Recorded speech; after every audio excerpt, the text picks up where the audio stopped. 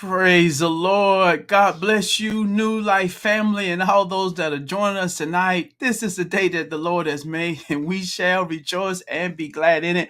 I'm so delighted that you are here with us with 3D, with Dr. Robert F. Dowell. I'm going to be your host tonight. We're excited for another 3D discussion. You know how we do it as we come in. You all greet us as you come in. We're thankful for those that are coming in. Be sure you let us know who you are tonight so we can greet you. God bless each and every one of you for being with us. Be sure that you do like, comment, and share this so they can get in our algorithm on Facebook and on YouTube as well. I'm excited about what God is doing. We are in our leadership training for reigning, our challenge. We are in week 8. And again, I'm so glad that all of you all are here. Be sure, God bless everybody for coming in tonight. We're so glad that you're here. We want to go ahead and get this party started tonight. I'm going to be continuing in my leadership book, and we're kind of wrapping it up tonight. Leadership Training for Reigning, a blueprint and guide for excellence in leadership. And I believe God has really blessed us in our time together. As we've done over the last few weeks, I want to bring in my good friend, Pastor Cornelius from the great state of Florida. I'm glad that he could be with us on tonight as well. God bless you, Pastor C. How are we doing today? What it look like, man of God? Bless you, sir. All is well, man. Been a rough day, but a good day. Very productive, man. Just on the move, man. Just on the move. Amen. Well, I'm glad that you could have the time to be with us tonight in this discussion. I'm excited about what God has done in our time together. We want to go ahead and get down to business tonight. Thank all of you all for coming with us. We're in leadership training for reigning, our challenge. We are in week number 8, and we're in our final chapter in this book. And what we're dealing with tonight, I want you to help us. You've done a great job in our discussions, Pastor C. We're in chapter number 8, breaking through beyond criticism and rejection. We're breaking through beyond criticism and rejection. That's our topic of discussion tonight, dealing with criticism and rejection and how to break through it. And I want you to help us. I thought it'd be so great, Pastor C, because this is something that leaders have to deal with, criticism and rejection.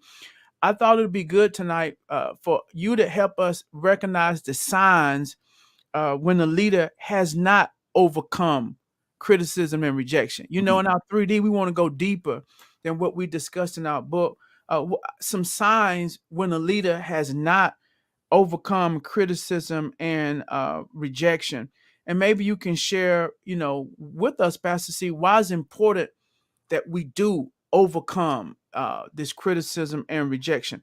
I think it's good for us, Pastor C, as you frame this tonight, so we'll know for ourselves, of those leaders that are watching this live with us, or those on the replay, or those that might be taking this in a course, we'll recognize the signs in case we may be that leader that haven't broken through criticism or rejection. Rejection maybe from our past as a child, in past relationships, in our careers, Pastor C, or rejection in the local church, or even criticism that we went through and we haven't broke through those things. And then also, I believe as you lay out the signs, it'll help us be able to realize it maybe when our fellow leaders are dealing with it. Our fellow leaders maybe haven't broken through it. And then we can be able to help them, because many times it's coming to me now, Pastor C, what we see leaders deal with. We might be critical or judgmental and say, why does she do that? Why did he act like that? Maybe it may be a person who hasn't broken through a rejection or criticism as a child, as a teenager, in relationship. And now they're bearing the fruit of that in their current actions. So can you help us with that, Pastor C? One of the things, Pastor Dowell, come to mind, man, it's simple, man. You know how I am. I like to make it simple. One of the signs that is there, the one word I'm going to use, but it's 3 signs I'm going to deal with this one word. They hot. A sign is they still HOT, they still hot. They're hot about it. They hot. What you mean they hot, Pastor C? That means, number one, they still holding on to it. It's a sign that you're holding on to it, that you're still holding it. You won't let it go, because whether it's the past, like you said, something that took place before, you're holding it. And the reason why, how do I know I'm holding it? Because it keep coming back up. It keep coming up. It's hot. It's hot. It's a trigger thing with you. It trigger you and it make you hot, holding on to it. It all of a sudden you're holding it. I hold it. I nurse it. After a while it becomes my baby. Say no, but it's criticism. It's rejection. My point though is I don't went through this before. Now I'm over the choir. And she acting like this. So what you holding on to, what was on you from before, what you holding on to, what you went through in that other church, what you went through in that other relationship. So it becomes your baby, meaning you carrying it. So on the inside of you, that's a sign that you eat. If something happened, you go off the lid. You're hot. It makes you hot. That's one of the signs. Now with that hot, also what you do, the O in this hot is you always overemphasizing the bad in the person that's doing the criticism. That person that's in the group that you feel like won't get with the team, they seem to keep rejecting. So you always overemphasize any mistakes they made. That's a sign. That's a sign that you have not got over the criticism or the rejection. Because in the relationship, you always overemphasize the mistake that your mate made. You overemphasize that. You blow it up. You make it bigger than what it is. You know why? Because you're hot. You're hot. And because you're hot, you hold it, you nurse it. It's on the inside of you, and you overemphasize it. And then the T in the hotter sign, another sign that you ain't got over the rejection. You have not gotten over the criticism. You're always talking about it. You're always talking about it. You tell everybody and anybody that'll listen to you about what this person have said or done, how they criticize you. So you always talking about it. You bring it up in almost every conversation. As a leader, you keep talking about it. Once again, you overemphasize their mistake. Once again, you hold on to it and you keep talking about it. Because that you hold on to, that you got birth of, you keep patting your stomach like a pregnant person. You feel it jumping. Something happened at the meeting that caused that thing to get on you and you hot. It's jumping. So guess what? You go to talking about it. You go to saying how it was before. So now when it's even time to move on, you struggle with moving on because all you do is talk about how bad it is. It's hot. Wow. It's hot. And that's good.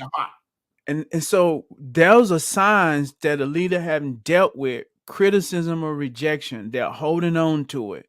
And so you said when they're holding on to it, they're still grappling with that thing, Pastor C. Yeah. Still dealing with it, overemphasizing the mistakes. So what I'm gathering then, a very critical leader who's critical of others, and maybe they haven't got over rejection that they dealt with. Correct. That's correct. See, because it's still hot to you. And so you could take any little thing and make it a big thing because you have never dealt with it. Because you don't recognize the sign that is there. You don't really recognize that it's there. So as a leader, if you ain't careful, as you do things, you're just saying, I'm a good leader. I know I'm a good leader. So because I'm a good leader, I overlook that you're hot though. It don't take much to make you hot because you don't recognize the sign with bringing this on because you don't been criticized or you don't been rejected now. So anything you say as a leader, if you ain't careful, it got to be your way or no way. Because people always rejecting my ideals. And what you bringing up is whenever you couldn't do that as a teenager. When you went to your parents about something and you feel like they rejected anything you thought, anything you said, so that spills over to you now as a leader. So what you do is to keep from being rejected, I criticize, you make all the calls. So when you talked about in the very beginning of this, you figure you make all of the boss moves. Nobody else can make a move. So what happens, you become limited to only what you're equipped with. And you never get to tap in to what other people around you got on the inside of them because you hot. Man, that's good. What I'm hearing with this, Pastor C, is when you say that they hold on to it, emphasize mistake, can accept others because they haven't truly probably accepted themselves. And so what happened is when you have a leader, that sign is they often reject others because they haven't really accepted themselves, meaning that they find the fault. They have a hard time embracing other people because they hadn't embraced themselves fully. Correct. Because they hadn't gotten over their thing. So like they're accepting not just people, but accepting others' ideas, others what they bring to the table.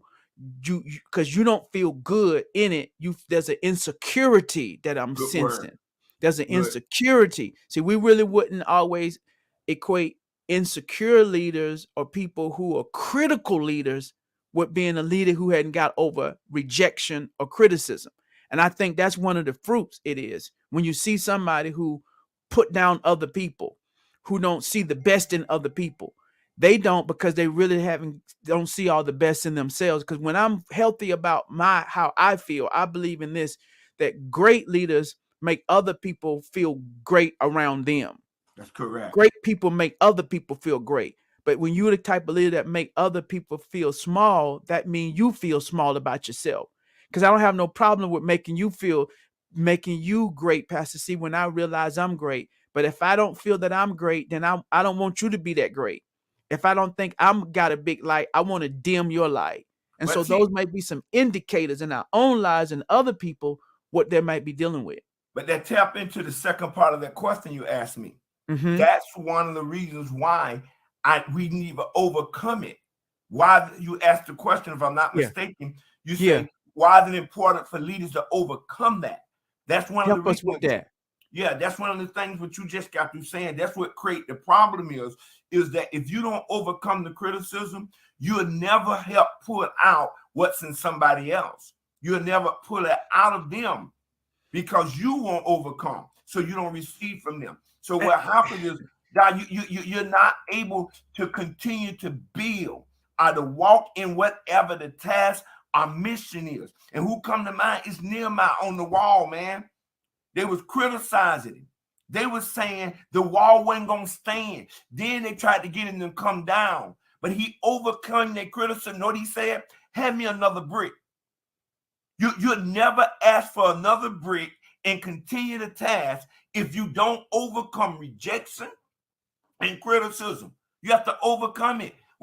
Hey man, I was so blessed by what you shared Sunday. What you shared Sunday with Moses.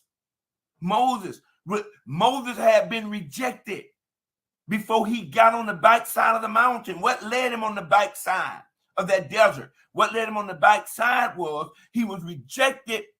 He was rejected because the way he tried to take over as a leader, when he stepped up, yet the leader, the quality of being a leader, it was in him to lead.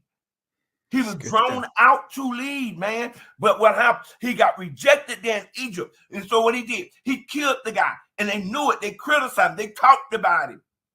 And so he got on the backside, but you preached about it. I couldn't do it the way you did it, man. But what happened to him? He was stuttering. He told the Lord, pardon me, don't send me. I'm not the guy. So if you don't overcome it, you never lead people through their Red Seas, man. If you never overcome it, you never raise up or use your gift. You never own your gift. You never walk like you talked about walking into that hotel. You never walk into that. You never walk in it, man. You never own it. So you got to overcome the rejection and criticism. And to overcome it, you got to realize that, accepted that I've been criticized, I've been rejected. So I'm sure that over your 30 plus years of ministry, leading in the church, in the community, that you face rejection. Yes. Let's establish that the witness that you faced your fair rejection and criticism. Correct. Real quick, Pastor C, before we get ready to wrap this time up with you, I know our other panelists, man, they're chopping at the bit and ready. Help us. How have you dealt with How do you deal with, how have you dealt with criticism and rejection, over your time in the church and community, just to help these leaders? How have you done with them? What are some things that you learned that help you, that may help us as other leaders when we are facing with criticism One and rejection? one of the things that you briefly talked about in the book have really truly helped me is recognizing it's part of the territory.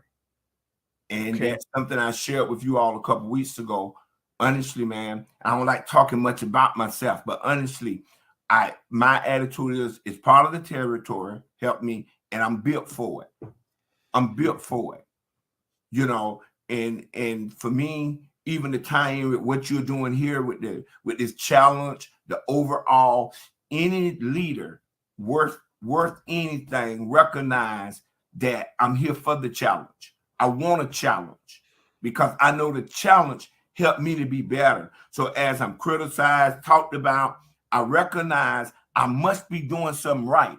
Because once you're doing the things you're called to do now, it always come at you that way. You're gonna get criticism, you're gonna get rejection. So my attitude is I'm built for it, I'm called for it. He wouldn't be asking me to do it. He wouldn't be Mhm. asking me if I wasn't called and built for it. So that have helped me, and to recognize that it's part of the territory. You should want a challenge because a challenge make you better. Resistance, when you weightlift, resistance is what's gonna make you stronger and what's gonna make you better. Man, that's good. As I reflect over my journey, I don't know if you can, real quick, Pastor C, reflect. I believe in some stages of my leadership journey, I didn't do as well with criticism in earlier stages that I could say I could deal with it in latter stages. And I That's think that's part of it, knowing to come with the journey. So what I've learned, like you said, when I mean to come with the journey, that means it's part of the process. And what has helped me that I didn't always have a wrap around it is meaning that people will be people, and that's part of it. And also to realize that criticism sometimes is just people's opinion, and everybody have a right to their opinion. Maybe they shouldn't share it in a gossiping way. Maybe they should keep it just pillow talk. But really, a lot of time it's just their opinion, and that's their outlook, their viewpoint, because they have limited information. And I learned as a leader, when I learned to factor those in, then I didn't have to overreact to the criticism, to keep it in perspective. If not, Pastor C, what I found myself in times past, I don't know your journey, just real quick as we get ready to wrap it up, that what I would do, I took criticism, especially if you're talking about a religious church setting, any setting, you look at it as like a disloyalty. You look at it as like you are a cancer, you're going to be a commit detriment. Some of those things could be true, but sometimes it's just people working through their own humanity. And some people, it's part of their maturity, that people don't have to be thrown away because they criticize or they reject, that you have to leave room for people to grow, to make adjustment. And I think that's why I put some of that in the book about not, you don't want to blackball people. Not that I did that, but turn people, because you could feel like you criticize me, that means you're not with me. So either you with me or against me. And I had to learn with that. I know there's a balance, there's a wisdom in that, Pastor C, if somebody trying to destroy you. But I think leaders have to have a certain amount of grace to realize it's like the fans in the stand. Won't y'all throw the ball? Won't y'all throw the ball? Won't y'all? They don't know the running back is hurt. The line is hurt. That it's some new play. They don't have the full picture. So when I learned that, it gives me a more grace to realize they're looking at it from their perspective. They're not looking at it from the big picture that I am. So maybe if I was in their spot, I could maybe see it the same way. I have information that they don't have. And so that's helped me. I don't know. We're about out of time, but can you maybe share with that? Because I want to help people. That's the journey I've been on, has helped me. I think that most of us as leaders, especially if you've been successful at leading, you go through that. It's And you so it's have okay to to go through that journey. You have to journey. it's definitely okay. And it's called balance. You have to have the balance. Another key word you said, it takes wisdom and knowledge, as we talked about before, and able to deal with it. But you got to recognize it's a part of it. It's going to be there. And what happened is you got to be mature enough to help the ones you're working with. Let me ask you Look, this, see, real quick. if you can, what was your journey similar to mine, or that never was your struggle, or it's Oh, like, yeah. just not Well, trying to make it be your journey, but just to kind of no, help you, no, because I no. think we all have some type of journey. What was your My journey? my journey is maybe not as similar as yours with the people I was leading, but my rejection came, and what started me was the person that rejected me was the person I looked up to, Oh, the one that was mentoring me. oh. I went through a stage where I felt rejected by them. But after I got through it, had helped me that would never be me. So Meaning, what helped you get through that? That I think you're helping another leader, what helping some people that are hurting leaders. You right.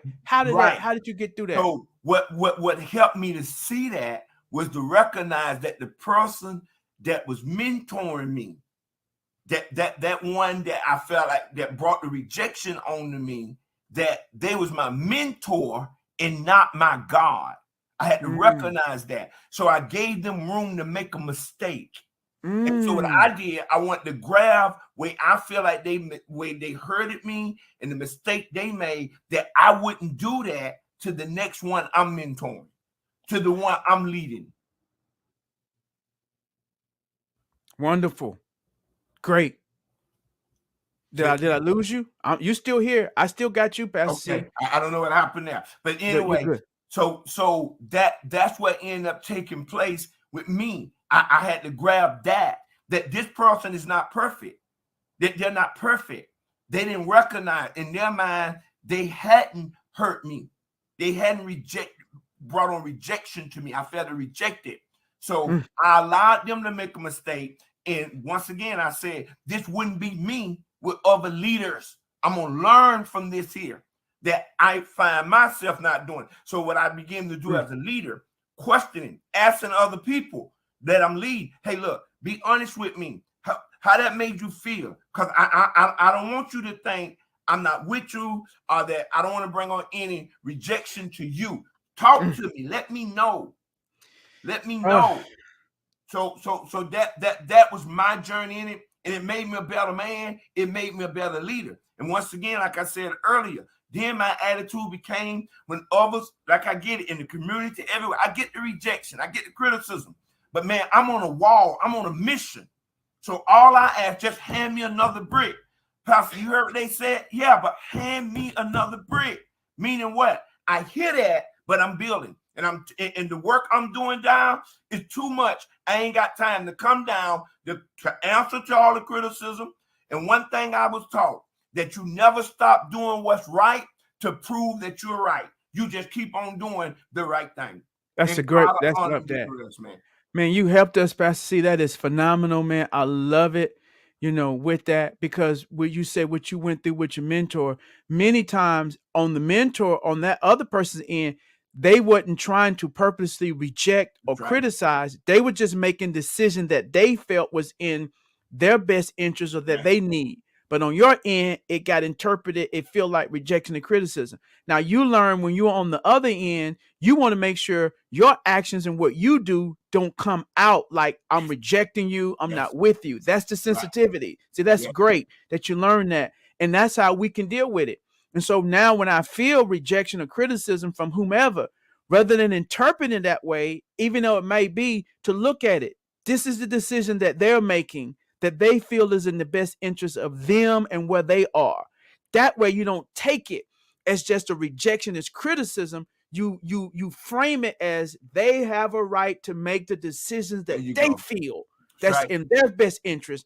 Then you don't feel the weight of rejection and criticism. It's all in your perspective. Before we let you go, Pastor C, man, you blessed us. I want to get your final thoughts and your commentary over these last 8 weeks. You've been with us for the last several weeks doing this challenge. And, as we went through this leadership book, as we wrap it up tonight, I just want to get your final thoughts. And I just want to say, man, you've done a phenomenal job. You've added a dynamic God. flavor to our discussions.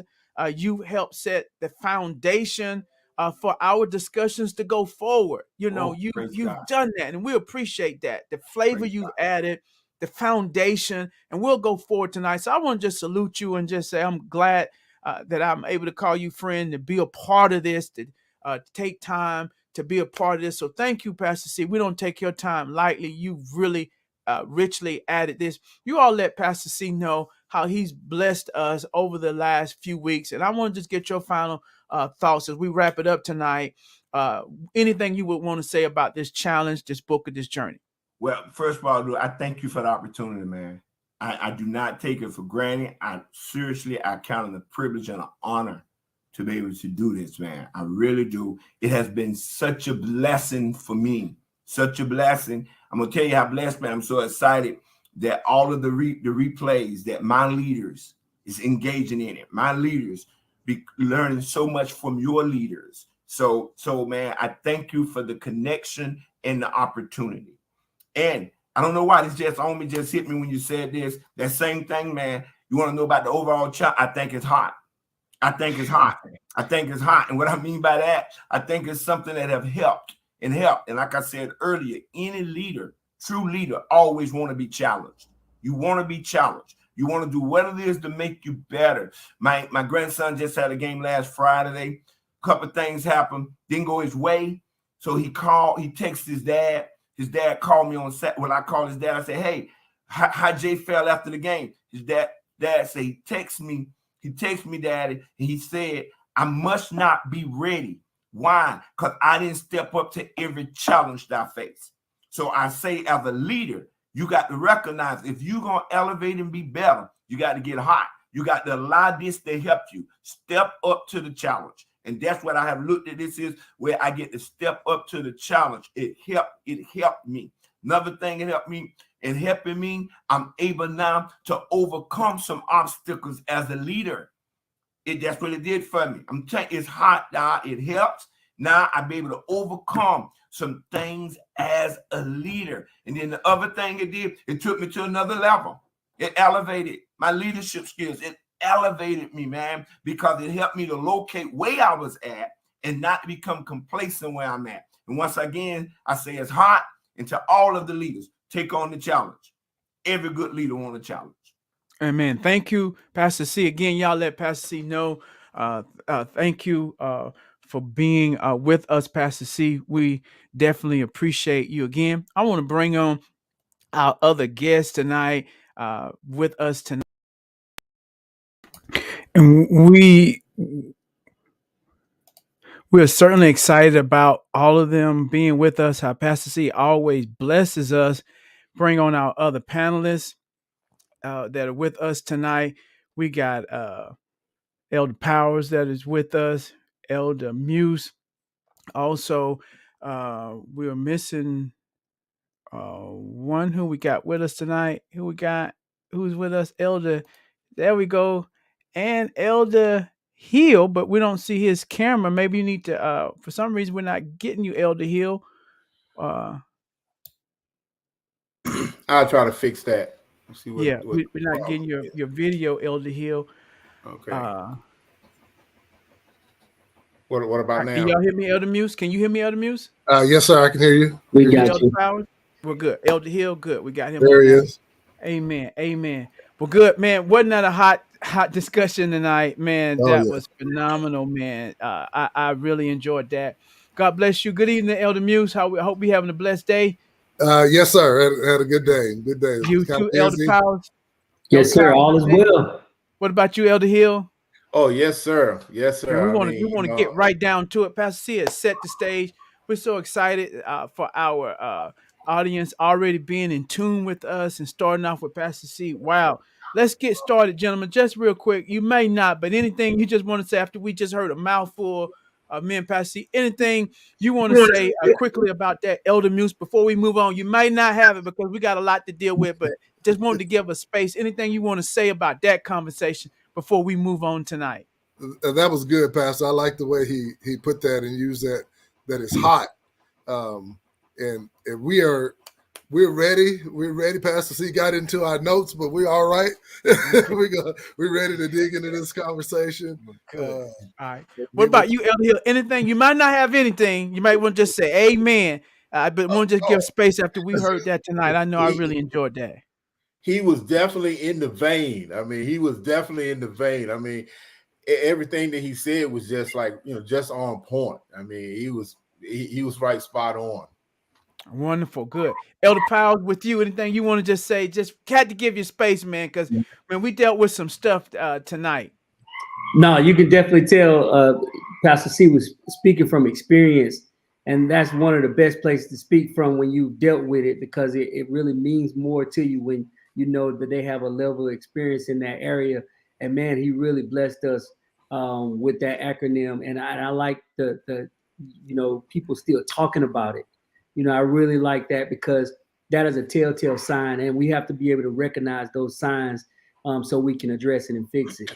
Amen. Well, we'll just start with you, Elder Powell. Let's go deeper into chapter 8. We're breaking through beyond criticism. We looked at now some signs that you still might be dealing with it, the journey that we got to go through with it. And so we've kind of looked at it from that perspective.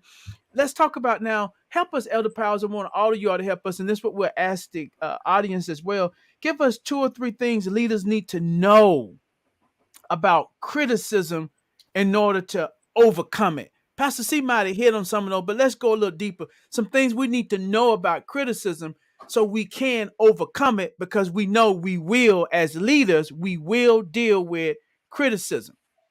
Absolutely, Pastor. So one thing I've learned is, everybody's a critic. Everybody has an opinion about something that you're doing, right? So knowing that everybody have an opinion, we need to know how to respond and operate within a space of criticism. So I think criticism is a life skill that we have to develop as a leader. It's a mandatory life skill, and we can see it as a tool, or we can see it as something that can potentially tear us down. We have to use criticism as a tool, because there may be a little bit of truth to the criticism that we receiving.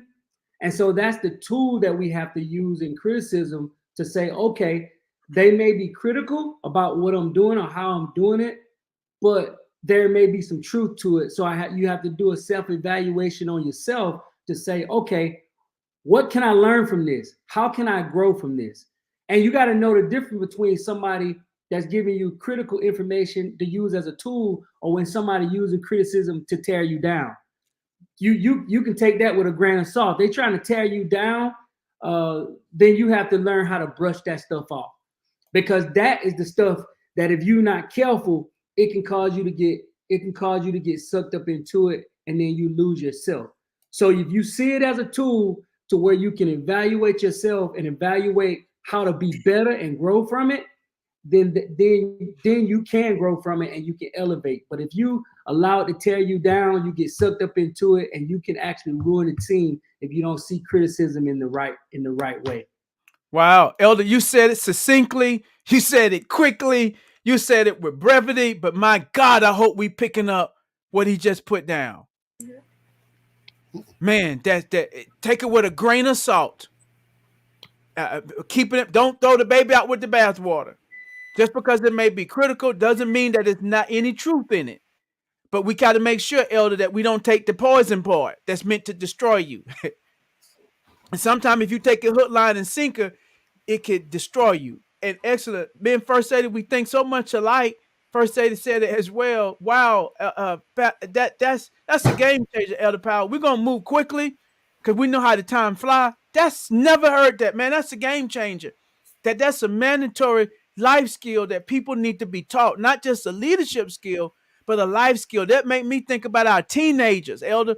Make sure we share this with, Pastor Jacoby, dealing with the young people, that needs to be in their diet, that on the agenda as they're planning for next year, a whole 4-week time, how to deal with criticism and rejection.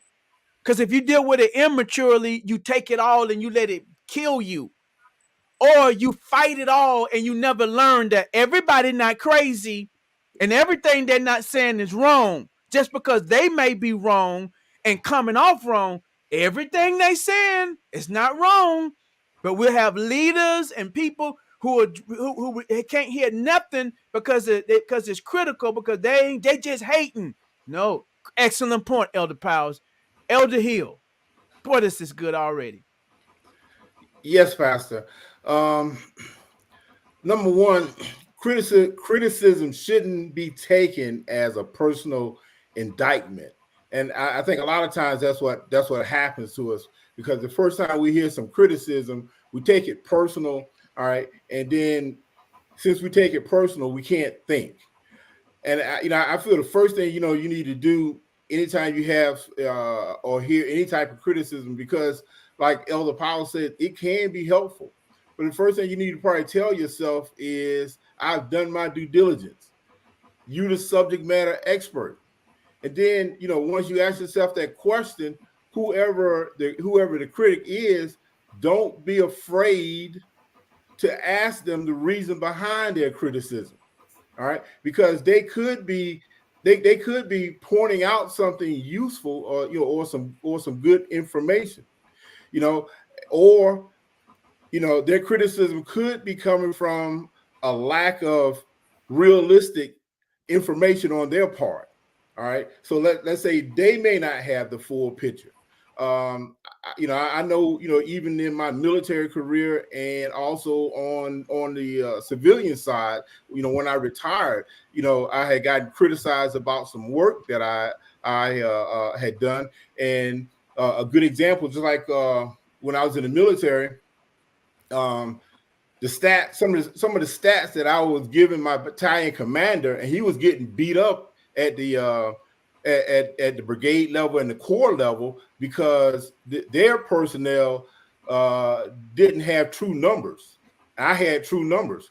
They were going on the battalion itself being at 100%, and so they was putting our training and stuff at under 50%. Where in reality, the battalion itself was only manned at 45%. So, like I said, sometimes you have to ask those questions, find out why, and that could be helpful. Whew. Again, you said it succinctly, you said it quickly, but what a gem! What a gem! How many times when we dealt with criticism did you either fight it back with the person and cause a controversy, or just say, "Hey, I ain't dealing with it," and you let it go? But to get feedback, it's like, "Hey, give me some insight, or where you coming from. Help me understand what you're saying." To have a dialogue, wonderful wisdom, Elder Hill. I find this to be so true, and I hope y'all picking up what they're putting down, because sometimes, Elder Power, some people just don't have the tact. And they don't know, they don't have the skill, they don't know how to articulate their criticism in the right way. One of them people, and we've been around and we see them, we know people who just say, "I just say what I feel. I just say it. It just come out. I say it and I think." Some of it is personality.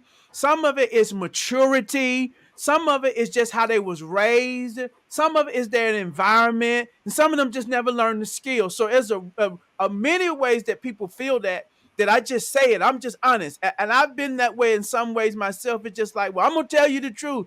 Pastor Dowell, you're going to know how I feel, but I had to learn, even though I want people to know how I feel and I never want to lie, there's a tactful way. There's a skillful way. And somebody mentioned that question, or just hit that. How do you lead without being rude? One, you have to grow.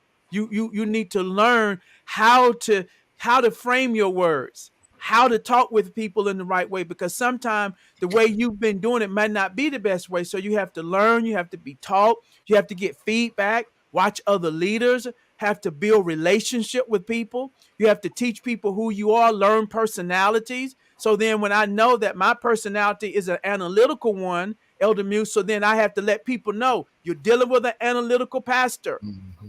I'm going to analyze. So please, I'm going to do my best. Do not let who I am make you feel like he's nitpicking me. He's red inking me. He's asking me all these questions. He don't trust me. Realize that's my nature.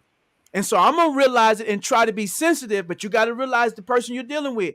So it goes both ways. You knowing yourself, you knowing people, having that open communication, and then learning and training as well. Not to just say that's how I am. Sometimes how I am, I realize, don't always have to correct. I don't always have to add my 2 cents. I don't always have to say but. So that's the way you deal with that. to how to lead without being rude. You have to learn, get feedback. So I hope that helped.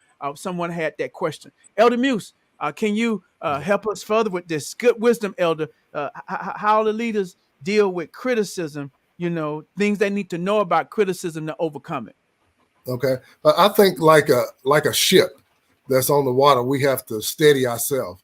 And no matter what comes or goes, when criticism comes, we can't change who we are. And we can't let the criticism dictate who we are. And like they were saying, you can't just reject it altogether, reject what people are saying, but you don't want to fall all over what they're saying and change yourself. You got to be your authentic self when criticism comes. And like a ship, you have to just stay steady on the water and make it where you're going, because you are the leader that God, if God put you in place, are you in place to be that leader? Just be that leader. You're gonna make your choices, and people are not always gonna like your choices. They're not gonna like what you say, not gonna like how you do it, but you have to make your choices anyway. For an example, if I'm driving from my house and I'm going to Walmart on Sheridan, there are several ways that I can get to Walmart on Sheridan. Because you don't like the way I go and the way I turn, if I turn left, you don't want to go that way. I'm still getting to the same destination. As a leader, you have to know where you're going, know who you are, and don't let the criticism change who you are. You take what is criticized, and if you see I needed to improve in that area, go ahead and improve in that area. But don't let it shake you. You could be having a good day, going through your day, going about your business, and then that one little criticism come, and you can't let it change the nature of your day and who you are. Wonderful.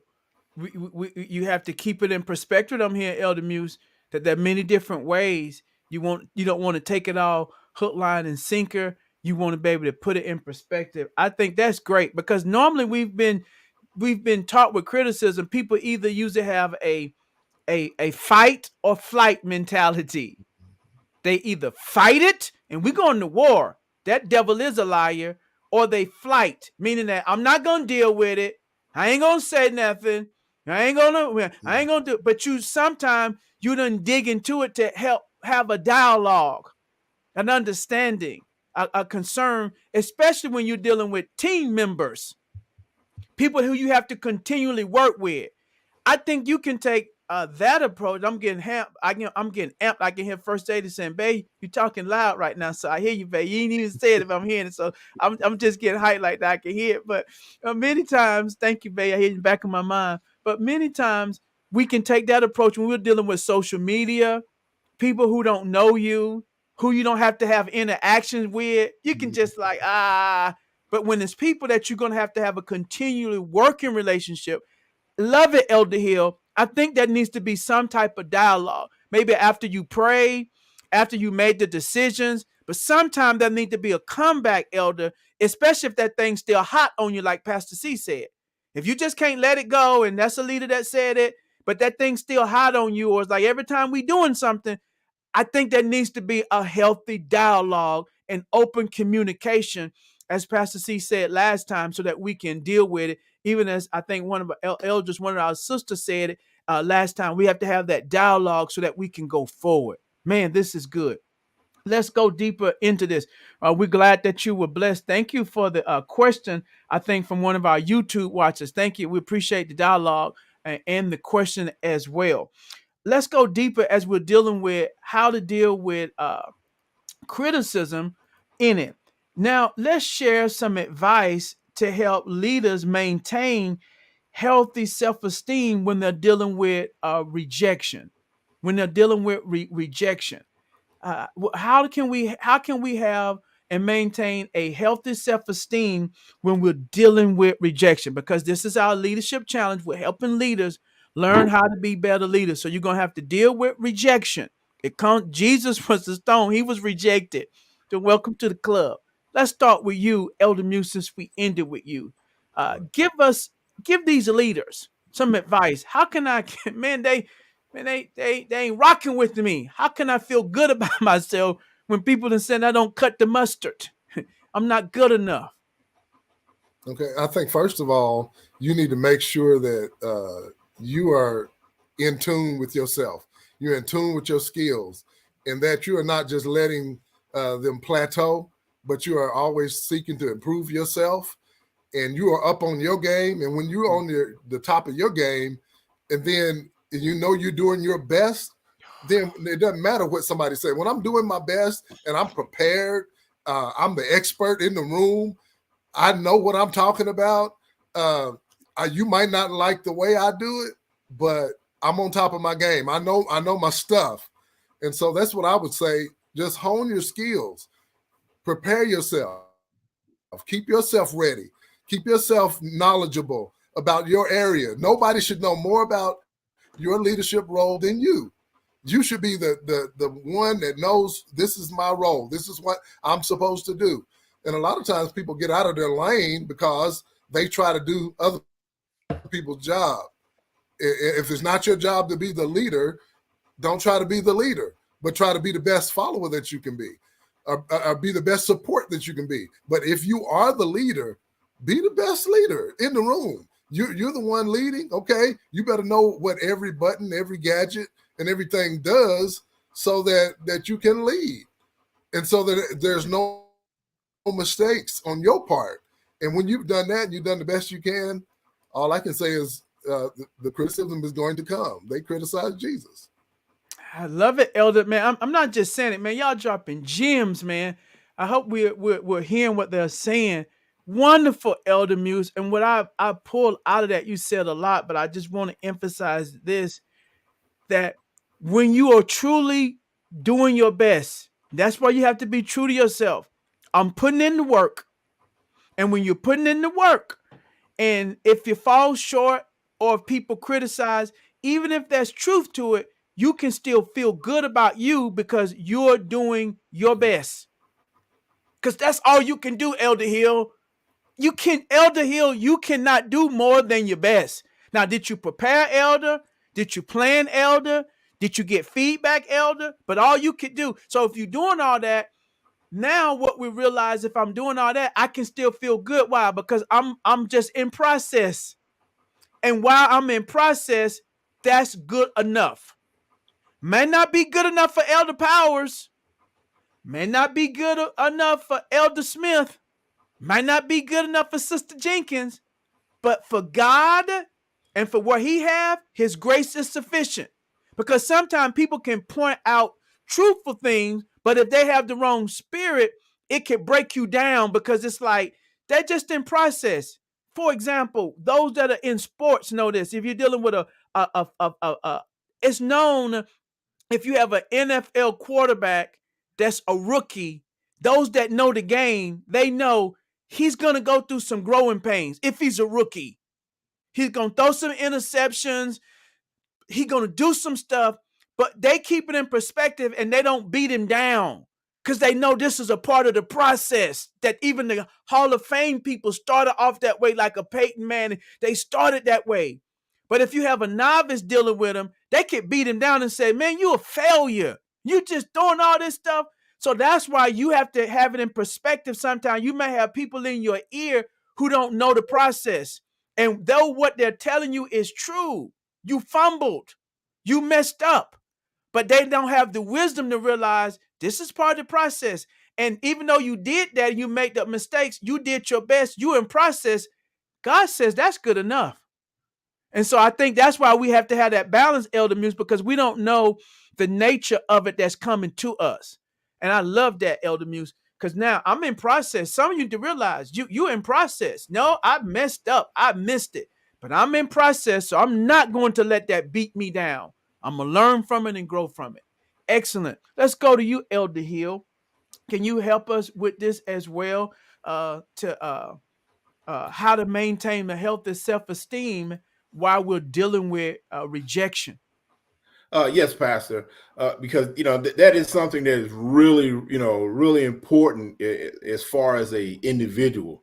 And the first thing I would always say, which I always do, is first thing I do is take a self-evaluation of myself, and I ask myself, how resilient am I? Because you're gonna always have some people just not going to just like what you do, all right? Or they're going to find some reason.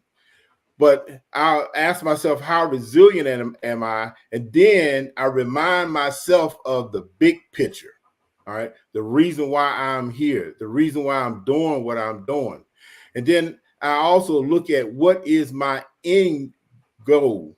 You know, what is my end state? What am I, you know, what is my plan for the future? And then I also think about my purpose, all right? Because my end state and my plan and my purpose is going to bring value to whatever organization, you know, that I am trying to be a part of. And I will, you know, communicate that. And doing so, just like Elder Muse said, I will also make sure that I stay current. All right. And that's the most important thing. You know, you want to stay current with the technology. You want to stay current with all the methods and procedures. You know, you want to stay current with all the different business models and stuff. So if somebody asks you, you know, what is agile approach?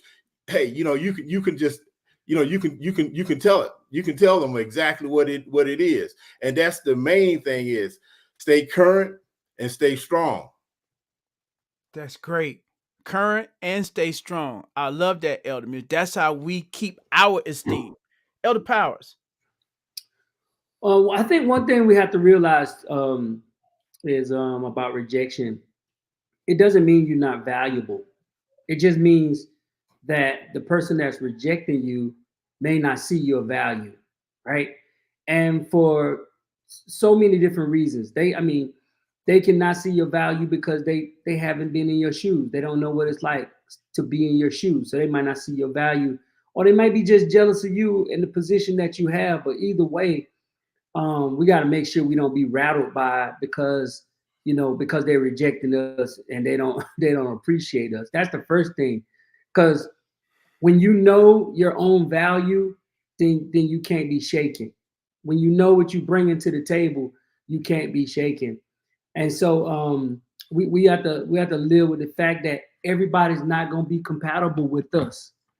They just not going to be compatible with how we do business. They're not going to be compatible with who we are, and that may cause them to reject us. I heard you was talking about analytical leadership, Pastor. You being an analytical leader, while me being a sanguine leader. Like, they may not like how I lead because of my own personality, and they may not be compatible with that type of leadership, and it caused them to reject the way that I do it. But I am who I am, right? I'm called to what I'm called to, and I am who I am. I'm going to lead the way that God, made me to lead. But I can't allow me to change because they're not compatible with how I do business. So, we can't doubt ourselves because because someone reject you and they're not compatible with you, that can cause you to doubt yourself and how you lead and cause you to change who you are. So I can go from being a sanguine person trying to be analytical, now I'm out of position because that's not who I am. And so we have to know that everybody's not going to be compatible with us. And in these moments, what I do is, in these moments, to esteem myself, what I do is I get with people who's positive. I rely on a support group of individuals who I know that know me and know what I'm capable of doing. I surround myself with positive people to encourage and uplift me. That's what I do, because those people can esteem you because they know who you are and they know what you bring to the table and they know your capabilities, and that's what you need in those times, because rejection can sound negative. So you need to be around positive people to uplift you. Jim, Elder Powers, I don't want to run a rabbit trail, but you hit that incompatibility. So you were saying sometimes with that rejection, how you keep your esteem, and realize that sometimes they're not compatible with your leadership. That means there's not nothing wrong with you. And so Absolutely. how I look at it, I believe people, it goes two ways. That's why you need to be aware of who you are. So then that way you can be mindful of how you lead people based on your personality. But then people normally have to realize this is the majority, not all of it, the majority of the adjustment is on the follower, not the leader. You have to adjust to leadership. Leadership don't adjust to you the most. It's not a 50-50.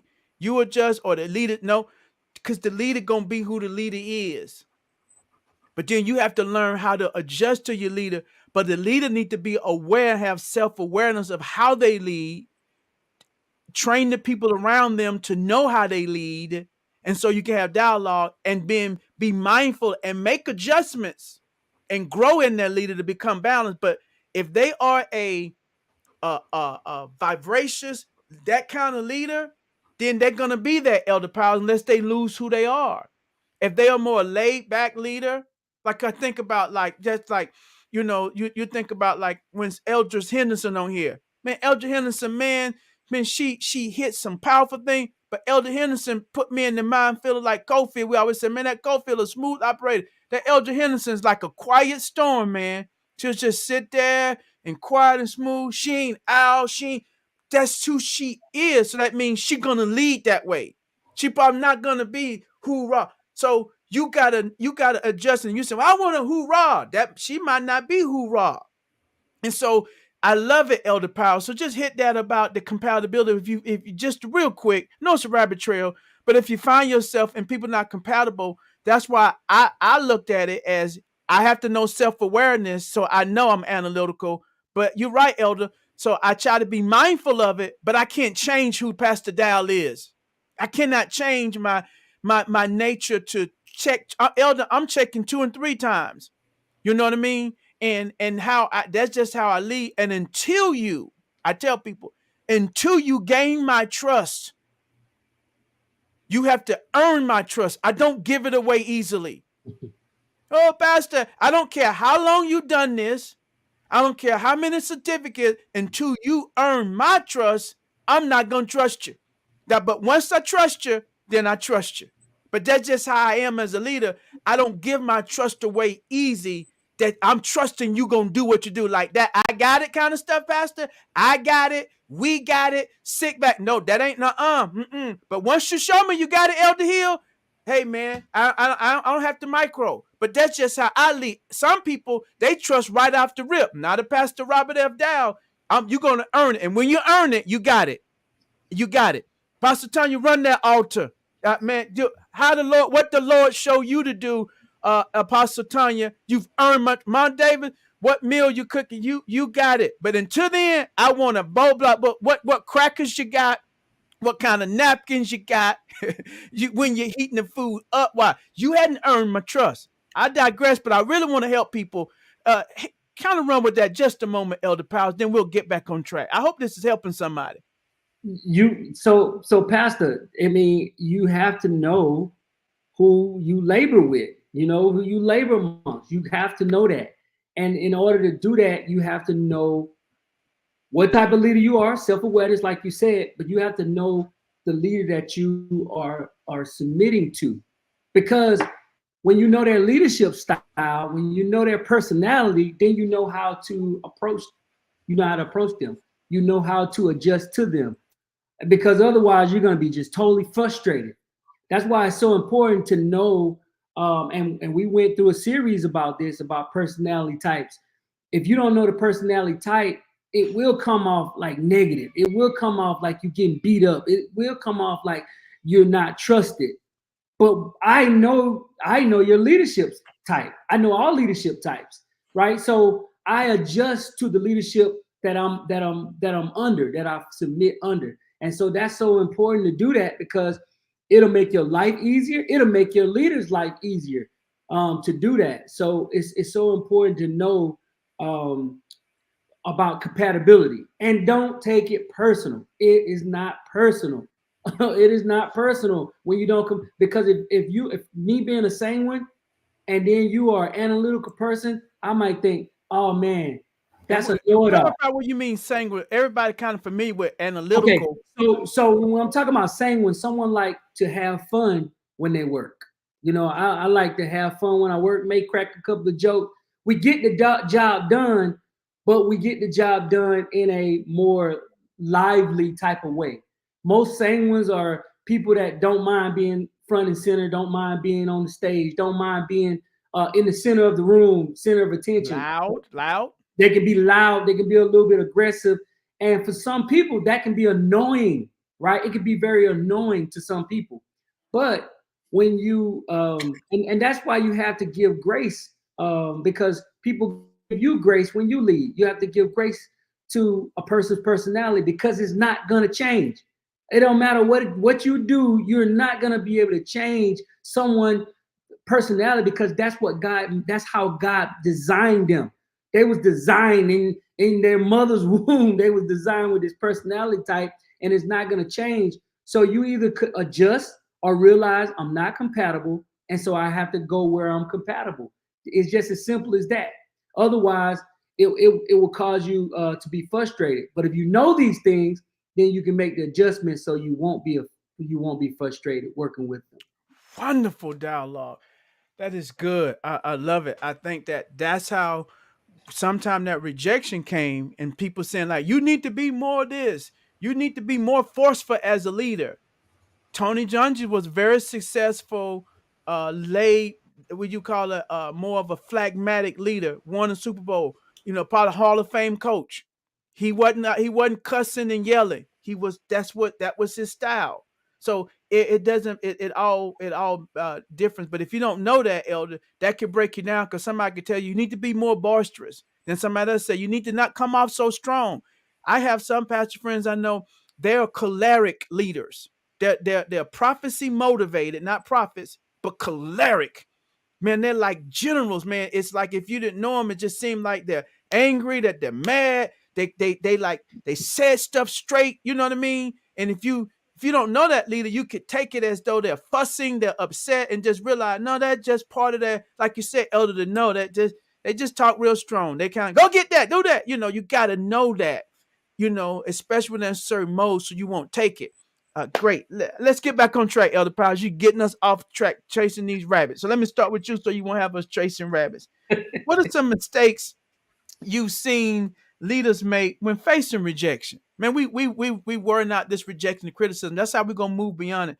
What's some mistakes you've seen leaders make, when facing rejection and criticism? This could be in the church, we're dealing with local church, but outside, so we can learn from that. How we like to do it. We don't like to give names or anything, such, but where we can see mistakes, so we can make sure we're not that girl, that guy or that girl doing that. Like, I don't want to be that person. So what's some mistakes that you've seen so we won't be that person? So real quick. So, as a leader, we got to have thick skin and confidence. That should be issued once you become a leader, thick skin and confidence. Because if you don't have, confidence and thick skin, it can cause you to be insecure as a leader. And what happened is you start making decisions, and you talked about this in the book, Pastor. You start making decisions to pacify people and to please people. And you definitely don't want to be a people pleaser as a leader, because now your decisions is made based off what people say, just like King Saul did. And that's how he lost his position as king. You started trying to please other people. And that is a huge mistake. You got to know the vision. You got to know what you're doing. You got to know where you're going. And now it's okay to make a little bit of adjustments, but you don't do a U-turn because somebody don't like the way we're going. You already know where you're going, so you got to keep going down that road.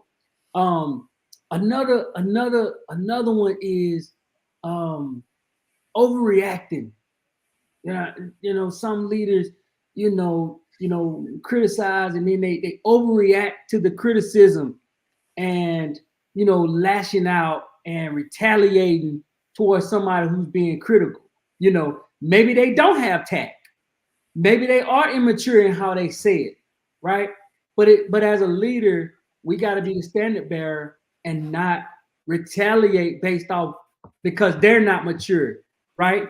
We got to always have the maturity and respond with maturity, and not retaliate and start treating people different because they don't agree with how you do business, or they have a critical or opinion about something that you doing or how you doing it.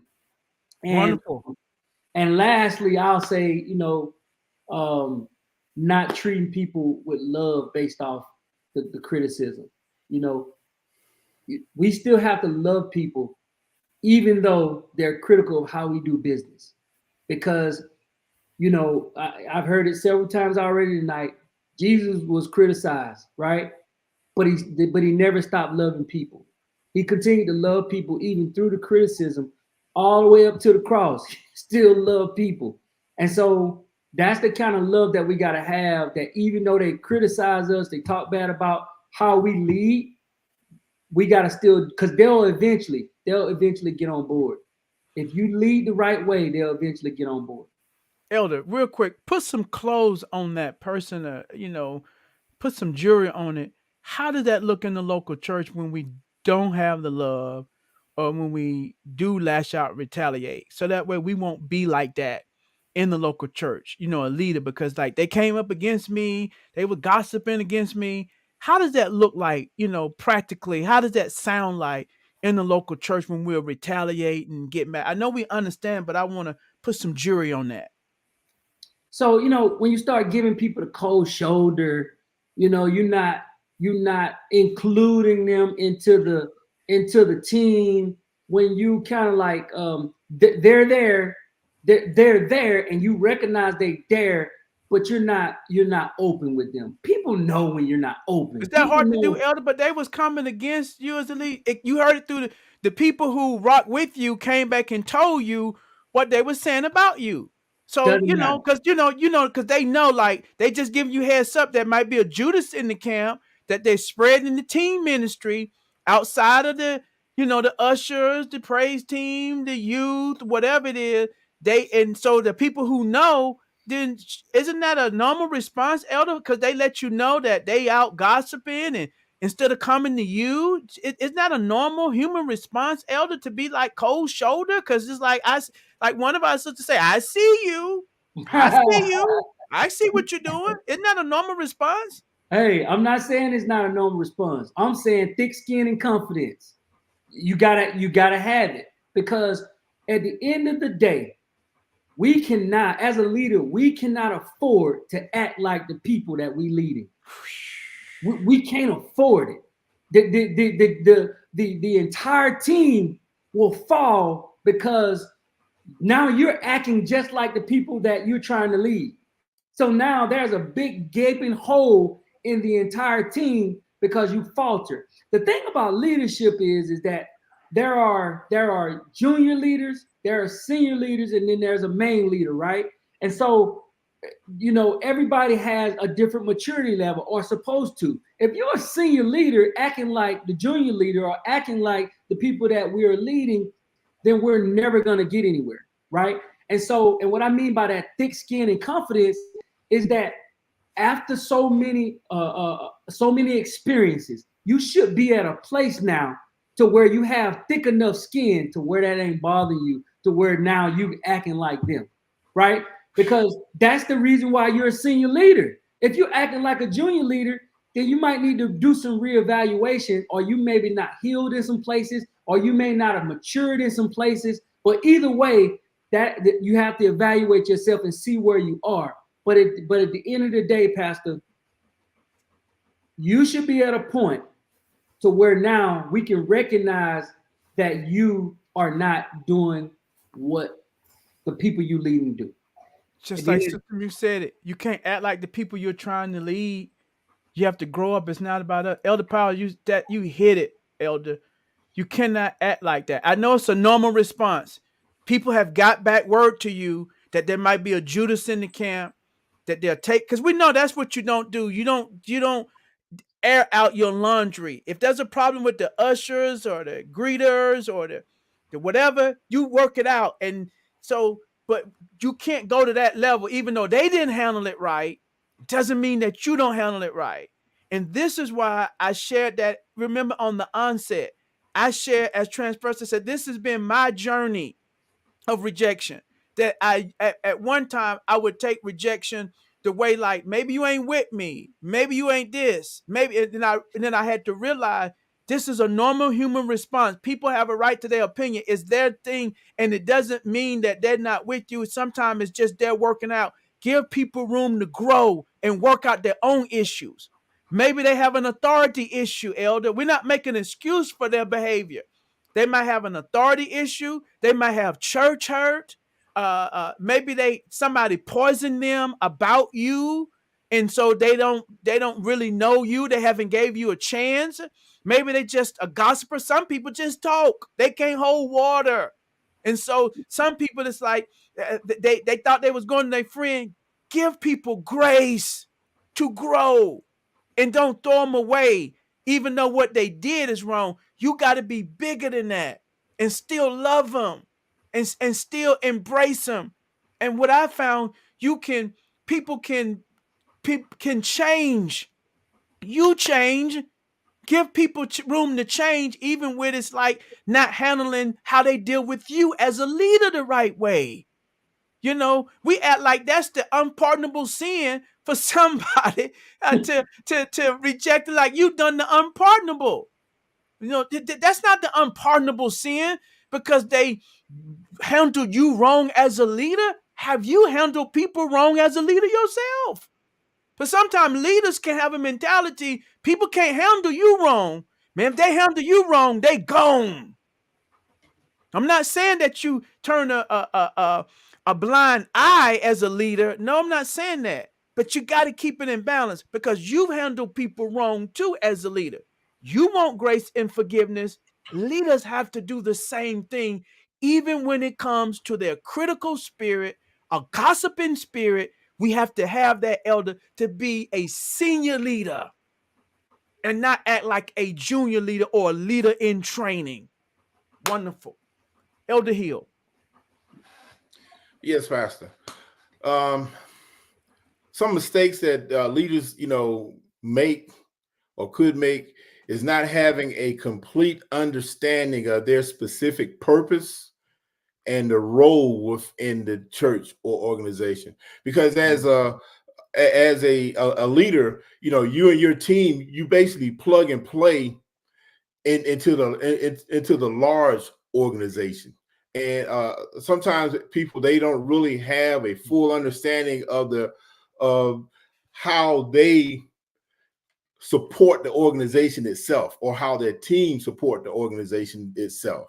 And that's important that they have a good understanding. And then also as a leader, you need to also have a understanding of what motivates your team, because that's your subgroup that's of your plug and play component of, as far as the church and stuff. Each person, everybody is not motivated the same way. Everybody's not motivated to do the same thing. So you have to realize or discover exactly what motivates that individual. What gets that person fired up, what gets that person ready to run. And then also, as a leader, you have to take time out for your team, because as a leader, sometimes you can get wrapped up into your own workload that you may not even make yourself available for your individual team members.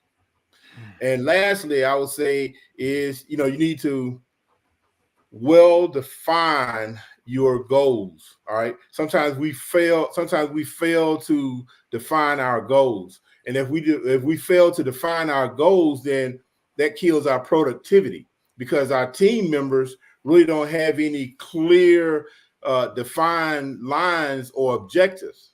So they need to have that. Wonderful wisdom, Elder Hill. Wonderful the way you laid that out. This is good. Elder Muse, did we hear from you on this? No, sir.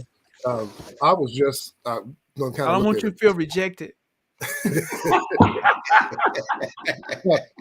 want to look at it a couple of different ways. Now, sometimes what leaders do is either they alienate people that criticize them, they push them to the side, ignore them, or either they go on the flip side and they say, you know what, I don't have to do this. I can just walk off. I can just walk away. So sometimes leaders put that up as a threat. Look, if y'all don't like me as a leader, pick somebody else. I don't have to do this. But that hurts overall the whole team because you're a quitter now. You're going to quit when you're faced with rejection. And when you're faced with a challenge, you can't stand up to it. You can't handle it. So I like what Elder Power said. You got to have thick skin. You got to be able to take that criticism. You got to be able to have it, but you got to have a plan. Your plan can't be that I'm out. I'm out of here. Y'all don't like the way I'm doing it? I'm out. You got to have a better plan than that. You got to be able to move forward. You got to be able to execute your plan. You got to be able to do it. I know there comes times when, people make mistakes or they say something they shouldn't say. And then the pressure of the criticism and the rejection, it forces them out. It forces them to say, you know what, I'm done. I can't, because you lose your credibility with people. When you always go ready to bail out, you lose credibility. Well, I can't trust you. What other position can I put this leader in? I'm built to be a leader, but now I'm gonna quit here because I'm gonna go try to leave where I feel comfortable. No, you gotta leave where you're put. You gotta stand up where you are. Oh, that's good, Elder Muse. That's that fight or flight. So sometimes that flight is not just not dealing with it. They resign. And I'm out. They turn in the keys. Throw in the towel. My They season turn up. the keys in the pastor. There you go. Say it again, Elder Power. What is My it? season up, My Pastor. season's up. Because you couldn't take the pressure. You couldn't deal with the criticism. And you know what? You will continually go around in the wilderness until you pass the leadership test. They got to Moses. Moses, that's why he said he's stiff-necked, rebellious people. Moses said, man, I did miracles for y'all, and y'all still criticizing me. I got you out of bondage. I got you out of bondage. And you criticize. That's so good, Elder. We don't want to be that kind of leader that you abandon ship because you couldn't deal with the critics that was on the ship. And that's why you're acting. That's expected from junior leaders. That's why we need senior leaders to be able to come by their side. Go ahead, Elder Muse. I was just saying that's what they call acting brand new. When you're new to something, I don't have to do this. I can go try something else. That's why we need senior. That's why we need people in our corners. That's why we need teachers like this, Elder Power, so we could do it. I know I didn't get teachings like this as a early leader, even in pastoring. And said, well, man, you a pastor. What kind of teaching you got? Hermeneutics, preaching, teaching, things like that. There's some other stuff that you get. Sometimes you don't get some of those nuances of those things. And this is why I love these discussions. Elder Hill, we'll start with you as we get ready to wrap up. Was there anything else from this chapter that stood out to you tonight that we hadn't addressed? There's a lot. I enjoyed the whole book, but this chapter, when I felt led to, when I was finishing up and I did some feedback and I realized, man, I need to put some stuff on how to deal with rejection, because this is some things leaders not taught. And I wanted to have this in a book to be a guide. So we didn't cover everything, but is it something that stood out or something you want to mention from the chapter, Elder Hill? Yes, Pastor. Let me page 69, we want to hear from you all too. Share with us on the stream, and those that are on Facebook that are coming at the end of it. What stood out to you from the chapter? Yes, Pastor. On in your book on page 69, that last paragraph where you put in there, let go of rejection and criticism, and the very last sentence that you had choose to embrace grace and forgiveness, allowing yourself to move forward with a positive mindset. When I read that, I got to thinking about basically two things in the Bible. I was thinking about in Genesis with Joseph with the coat of many colors. His brothers, basically ridiculed, rejected him and everything, and didn't believe in him. All right, but he still believed in himself.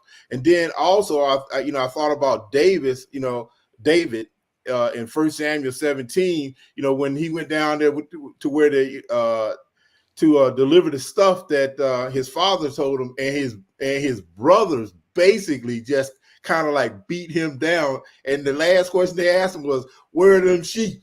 Who's watching the sheep?" And Few so, sheep at that, Elder. say again. Few Yeah, sheep. that's They it. threw off on them, little few sheep. Yeah, that's it. A little few sheep. So basically, they minimize his whole purpose in life. And so, by looking at that, it kind of got me to thinking about, we as human, we have to realize you can always be criticized, by what people feel is unfamiliar or what they don't understand. And the thing is, as a leader, hey, that's part of the territory. That's part of being a leader. And just like Elder Powell was saying, it's a life skill. All right, you have to be strong enough to just endure that and keep it moving, and just reflect on your main purpose. Because if you can reflect on your purpose and your resilience, it won't bother you. Just keep it moving.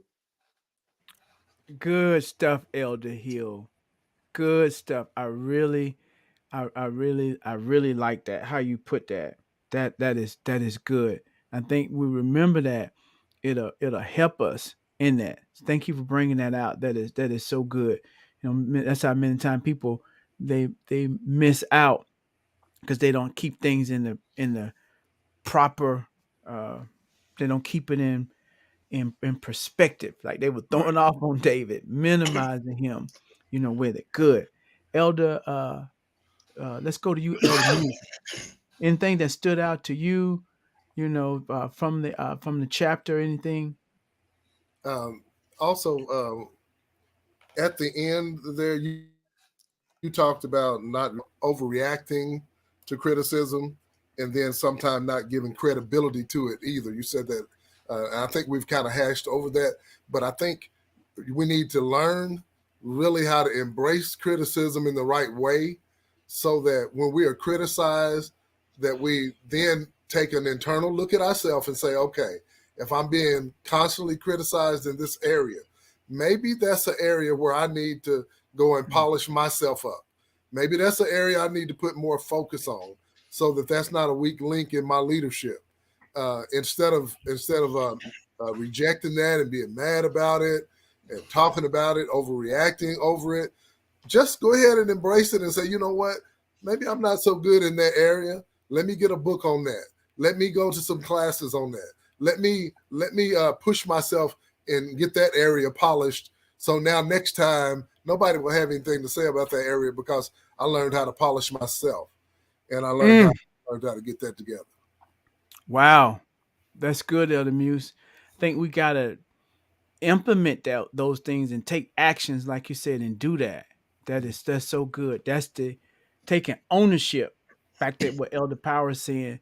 That grain of salt in it and getting that learning from it. Man, I hope y'all enjoying this as much as I have. Elder Powers, anything else stood out? Y'all let us know too in Facebook, and those that maybe was on YouTube. What stood out to you, or something that we didn't cover that you want to bring out tonight? Yes, sir. You said you said it was right up in the beginning. Don't cave in. Guard your self-confidence and avoid doubting your leadership abilities. Man, I'm telling you, I think it was mentioned already tonight.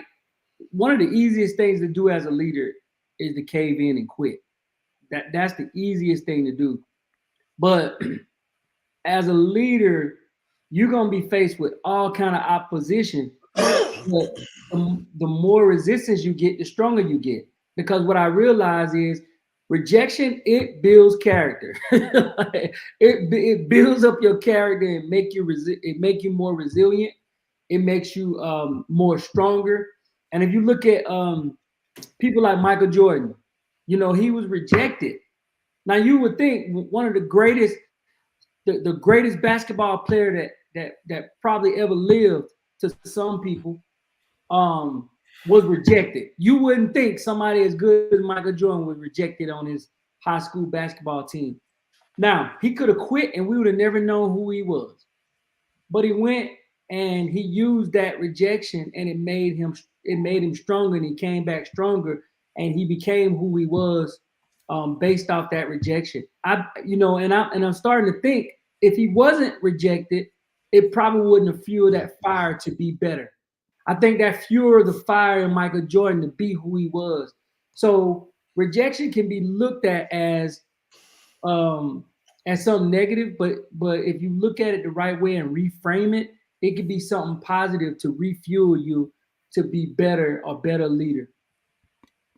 I think that's why we needed the dialogue on rejection and on criticism. And I think we expanded our view so we can reframe it, as you said, Elder Hill, to sometime I never thought about having people having a good, healthy discussion and a dialogue about your criticism instead of like, I heard you had to say some stuff about what I said. What is this I hear? Instead of like, give me some feedback. I heard that, you quite didn't understand, what I said. And like you said, many times, I think you said, Elder Hill, one of you, or Elder Powers, people, they don't understand because they haven't been in our shoes. And so when you realize that, that's the thing think about this as a leader, whatever dimension you're leading on, pretty much most of the time, whether you're leading in your local church, job, your home, civic group, you're leading of a team, you're leading people who have not been in your shoes. And so since they haven't been in your shoes, they really don't get it. That's why you have to have leadership circle and other people, because they don't get it because they haven't been in your shoes. And so that's how they won't be able to frame things in the right way. And so I want to encourage you to have that dialogue, because I often have it with people who I've coached sports, football, on the, tackle level. I ain't did it on no big level, but I've coached junior high, Pee Wee and all that stuff. I didn't play on the big level, but because just that level of exposure, because I had on the pad and the helmet, and I coached and I played all years up to high school, I have a different perspective even when I sit in the stand as a fan or I do things, because I realize if you never played, y'all don't realize it ain't that helmet. It takes away your vision. Them pads, Elder Muse, but if you never been in it, you don't get it because you never been there. You don't know how just hitting your hand on the helmet, how much pain you be in over little stuff. As a coach, how that we practice with these people, and I know what they do in practice. And y'all saying, won't y'all just run the ball? What are y'all doing? Yeah, I get it. And then sometime on a pro level, I don't play pro. So I might be on some stuff, but if I play pro ball, was a pro coach, then sometime I get a little bit more. It's like, it's management. It's like a big picture. It's so much. So usually you're dealing with people who haven't been in your shoes. So of course they're going to be a little more critical because they haven't been in your shoes. And so they don't know. they don't know. It ain't just that easy to do what y'all say. And when we realize that, we can reframe this thing and we can still learn from it, grow from it, but don't let it destroy us. I've enjoyed this time. Y'all let our elders know how you all enjoyed them on tonight. Let all of our panelists know from that been with us, Eldris Henderson, Prophetess Valerie been with us. All of them, Minister Tassi, Elder Gregory, I think, been with us, Elder Henderson, and First Sadie has been with us as well. Let all of them know how you've enjoyed them over this last 8 weeks. Leadership, I know I am the better for. I've enjoyed the dialogue. Kudos to all those that are, been in our Facebook group and YouTube. We have some newer people that's been watching us on YouTube. You kind of came in on the tail end, but we do this every Wednesday where we dialogue. We just been in dealing with leadership. We'll be starting another discussion, so you're welcome to tune back in with us. But as we close out this 8-week time, I'd like to hear from you all. We'll start with you, Elder Hill. Maybe just want to give your final thoughts or your commentary, with it, maybe a favorite chapter or something, just your final thoughts. We'd like to hear from you all, but I believe we've grown together. We're going to the next level together, and I believe we're going to do great things as leaders. I know I'm for the better of this, and I appreciate all of you all efforts. And even tonight, this dialogue and dealing with topics in such a way and seeing it in different ways, it's really been a blessing to me. And I wrote the book, but it's been a blessing just to hear y'all break it down. Elder Hill, your final thoughts and commentary on our last 8 weeks. Yes, Pastor. I mean, this last 8 weeks has truly, truly been great. But I would say for myself, the chapter I really liked was chapter 3. Matter of fact, when I got your book, I read chapter 1 and I just jumped to chapter 3. But what's chapter 3 about? So people know what's chapter 3. Chapter 3 is about triple E. Triple E, the recipe for victory, effectiveness, efficiency, and excellent. I mean, that's always been my ultimate goal. I always said I am diligent and direct, and in my delivery, I'm always pursuing the best and the highest quality.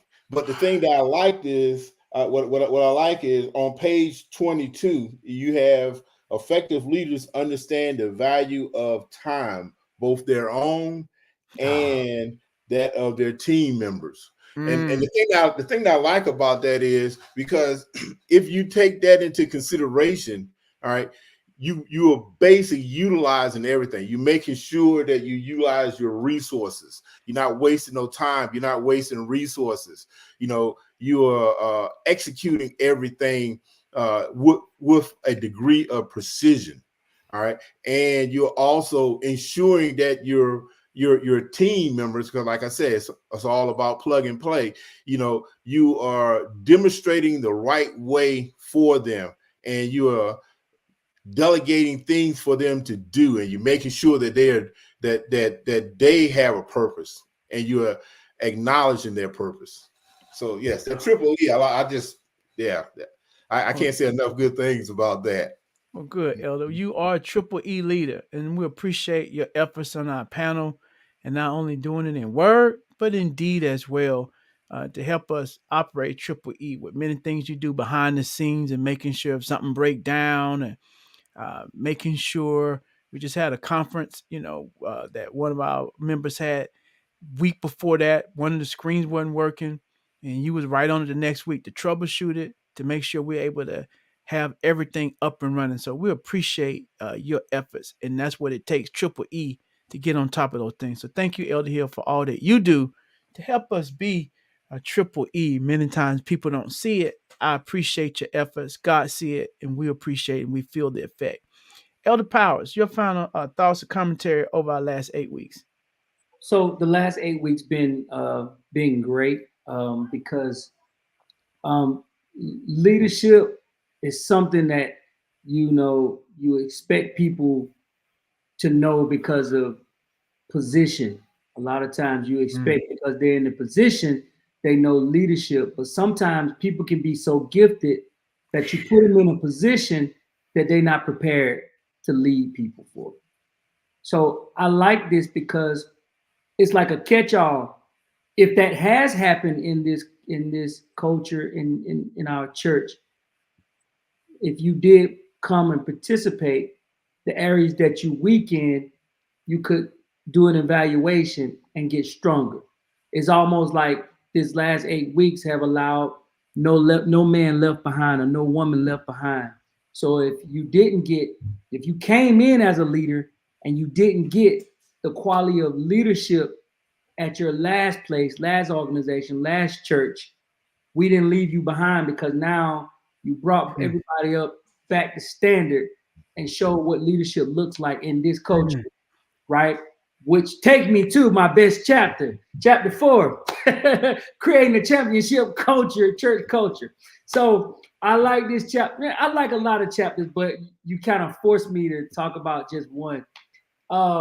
Chapter 4, Pastor, I like culture because when you're talking about culture, it's really dealing with the foundational stuff, SOPs, the vision, how we do things, our identity. Because if you don't do that, everything you do you're gonna be lost, and you're gonna have people all over the place. This get everybody on the one accord. It's foundational, and it could be mundane, but you do the mundane right, and then guess what? You'll have a great culture, right? These are sometimes the boring things, SOPs and stuff like. But if you do it right, then the building won't crash. When you do the foundation right, you don't have no cracks, and it don't fall, and it don't. So I love great culture, because this is how you stand strong, because this is your identity. This is who you're known for. And this is what and I think you said in the book, this is what make you healthy as a church. Because when we talked about criticism tonight, when you have criticism and rejection, it get weeded out real quick because you got great culture.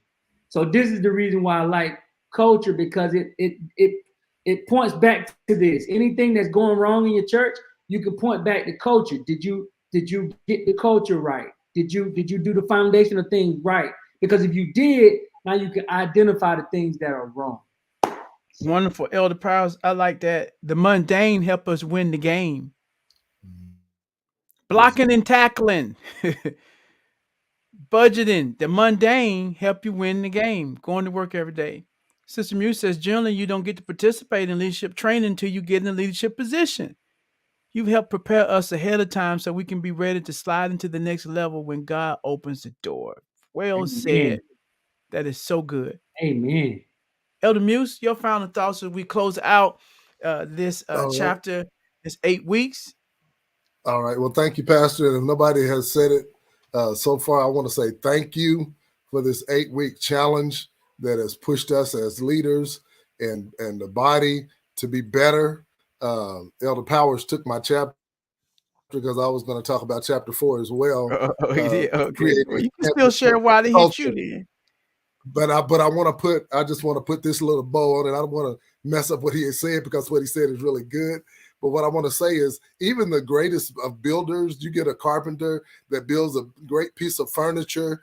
If he does not then go and get that sandpaper and take that sandpaper and smooth out the rough edges, then people are going to get splintered by it. They're not going to enjoy that handiwork that he put together, no matter how fancy it looks. You sit on it and you get splinters, you're not going to enjoy it.